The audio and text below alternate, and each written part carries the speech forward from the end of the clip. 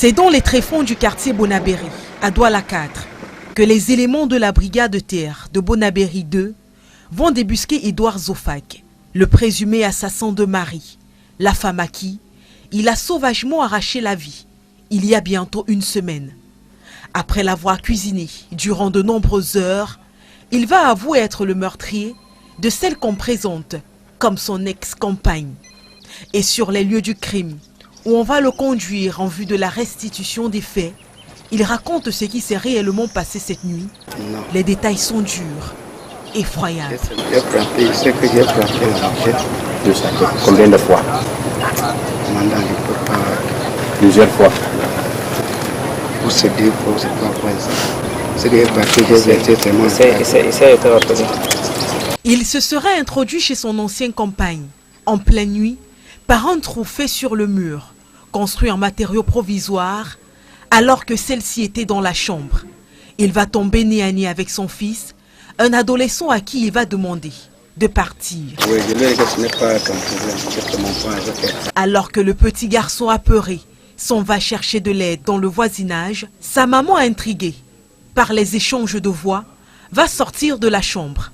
En ce moment, comme mu par un instinct animal, Zofak Edouard, 46 ans, se servant d'une machette, alors en meilleur état au moment des faits, va la frapper à plusieurs reprises sur la tête et partout sur le corps, la saignant vive comme un animal dans un abattoir.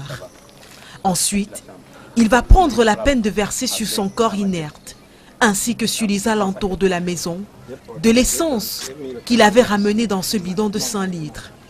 Avec un sang-froid qui ferait trembler d'effroi les auteurs de polar les plus insensibles, il va mettre le feu à celle à qui jadis il disait « je t'aime », laissant son petit garçon et sa famille dans le désarroi.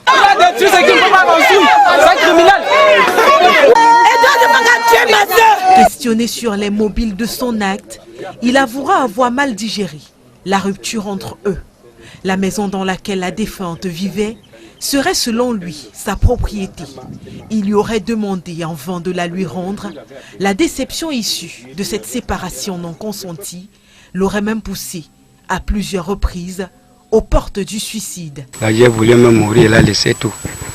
Je me suis suicidé, la corde se coupait. La première fois, j'ai payé rata, j'ai bu. Croyant qu'elle va rentrer, me trouver couché mort. Le matin, je me suis levé. La deuxième fois, j'ai mis la corde, sachant qu'elle va rentrer, trouver que je me suis pendu. La corde se coupait.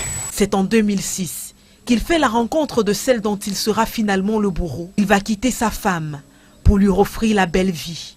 Un point de vue que conteste la famille de la défunte, qu'il accuse de lui avoir infligé toutes sortes de sévices corporels, émotionnels et psychologiques. Aujourd'hui, il dit regretter son acte. Ça, c'est ma première fois d'être menotté comme ça. Je regrette beaucoup. Après la scène de reconstitution, il a été conduit à la Légion de gendarmerie de Bononjo, en attente d'être transféré devant les juridictions compétentes.